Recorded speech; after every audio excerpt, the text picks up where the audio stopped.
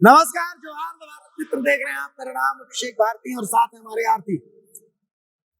घाटशिला उपचुनाव के नतीजों ने एक बात को फिर साबित कर दिया कि बीजेपी आदिवासियों से, एसटी वोटर से अभी भी कनेक्ट नहीं कर। बिल्कुल।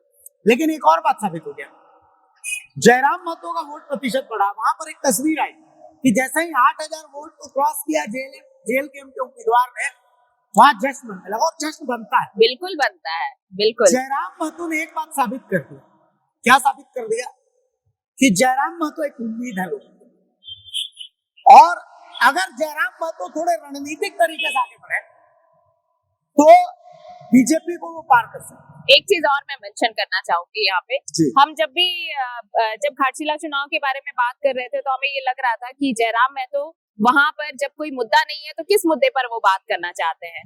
तो हम ये चीज हमेशा देखने को मिली कि जयराम महतो उन दूर दराज के इलाकों में भी जहां पर पानी, बिजली, सड़क मुद्दा था, वहां पर भी वो प्रोग्रेसिव पॉलिटिक्स करते नजर आए। वहां पर भी उन्होंने शिक्षा का महत्व बताया और ये लग रहा था कि वहां प्रोग्रेसिव पॉलिटिक्स को अगर आप मुद्दा बनाते हैं तो शायद इसका कोई फायदा नहीं होगा, लेकिन ये फायदा दिखा है। भारती जयराम महतो ने जिस प्रोग्रेसिव राजनीति की बात की है उससे लोग कनेक्ट हो पाए हैं और यही कनेक्टिविटी वोट परसेंटेज जो है उसमें दिख रही है। आरती, मैं इसमें थोड़ा सा आपका खंडन प्रोग्रेसिव राजनीति, अगर मतलब प्रोग्रेसिव राजनीति पर वोट पड़ता ना तो घाटशिला में मतलब इतने वोट पड़ते ही नहीं।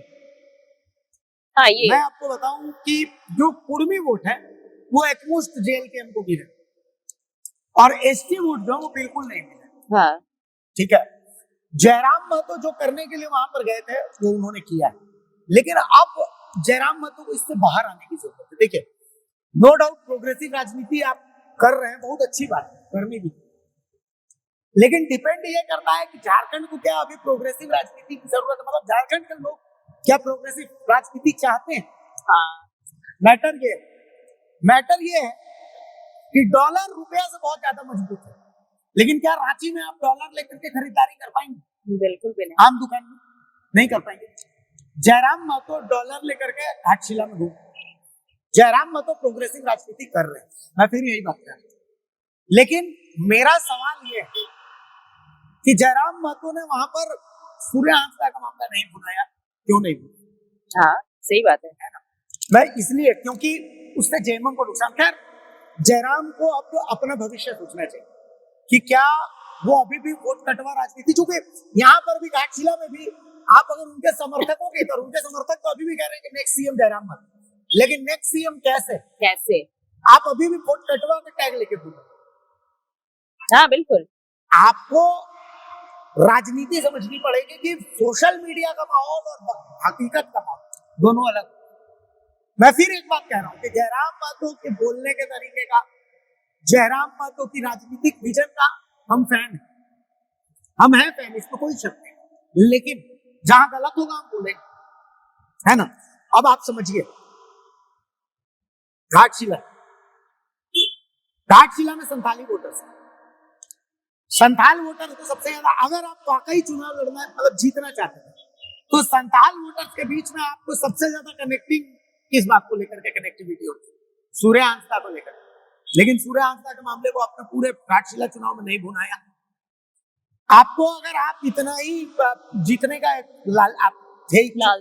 आपके अंदर लालसा थी, सूर्य आंसदा के परिवार को आप यहाँ पर चुनाव प्रचार के लिए बुलाना चाहिए। बिल्कुल। आपने नहीं बुलाया क्योंकि आप संथाल वोटर्स में आप चाहते ही नहीं थे सेंधमारी करना। आपका मकसद ही सिर्फ कुर्मी वोटर्स में सेंधमारी करना।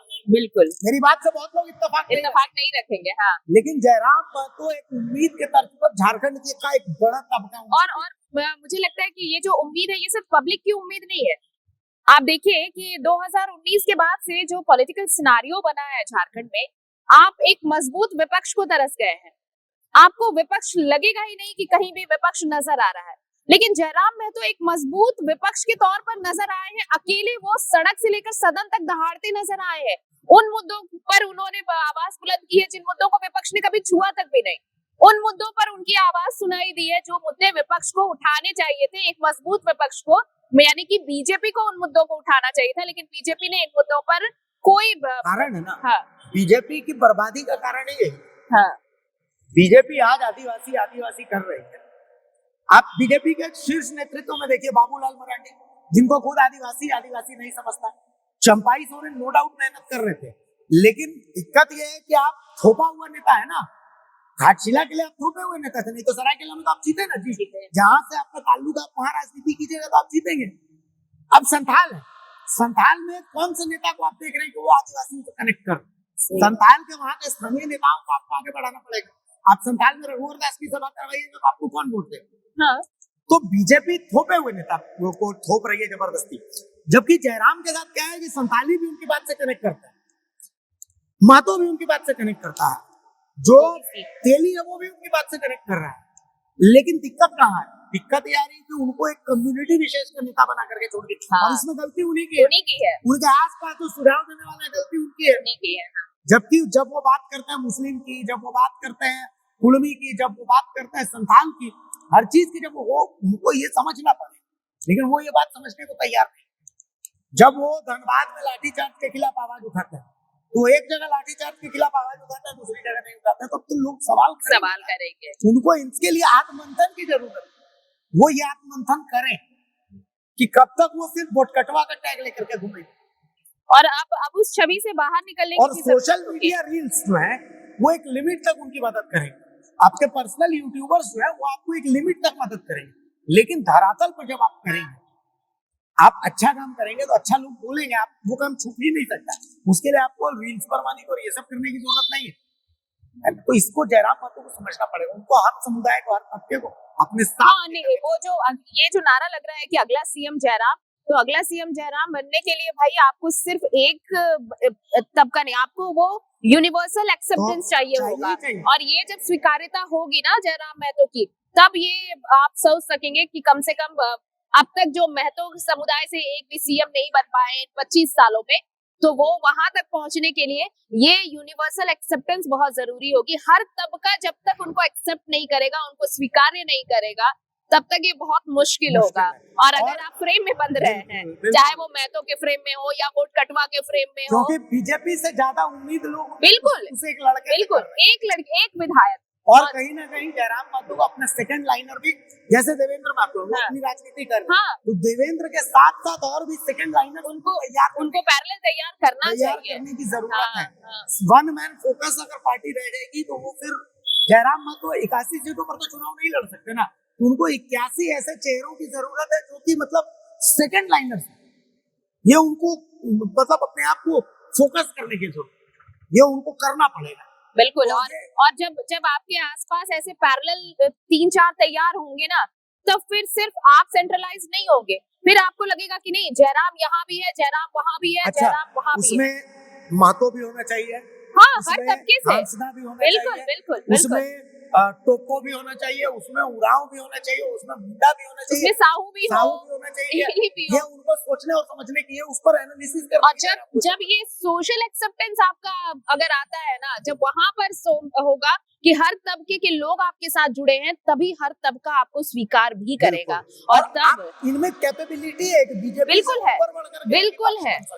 तो ये अपनी शक्तियों को आप पहचानिए कि आप जो है वो झारखंड की सबसे बड़ी पार्टी बन सकते हैं, बशर्ते आपको सिर्फ एक जाति की राजनीति को छोड़ करके सबको साथ लेकर के एक सेकंड लाइनर जो नेतृत्व वो तैयार करके और उसके बाद राजनीति करनी पड़ेगी। तो ये आपको समझने की जरूरत है। आप में बहुत फ्यूचर है, भविष्य बहुत है। झारखंड फ्यूचर देख रहा है आप में, पूरा झारखंड आप में फ्यूचर देख रहा है। पड़ेगा। सोशल मीडिया रील्स थोड़ा सा आपको ठीक है, आप बनाते हैं वो सब करिए, लेकिन वास्तविक ग्राउंड लेवल पे क्या है वो भी जानना बहुत जरूरी है। वो उस पर काम करना ज्यादा जरूरी होगा। और पूरा झारखंड हम सब के साथ, हम भी देखते हैं कि एक बड़ा चेहरा, एक बड़ा लीडर हम झारखंड वासियों को मिलने वाला है, लेकिन उसके लिए यही है कि यूनिवर्सल एक्सेप्टेंस जरूरी है। हर तबके के लोगों का साथ आपको चाहिए होगा, तो इसके लिए जरूरी है कि आप हर तबके के लोगों को साथ लेकर के और तभी हो पाएगा। नमस्कार। जोहार।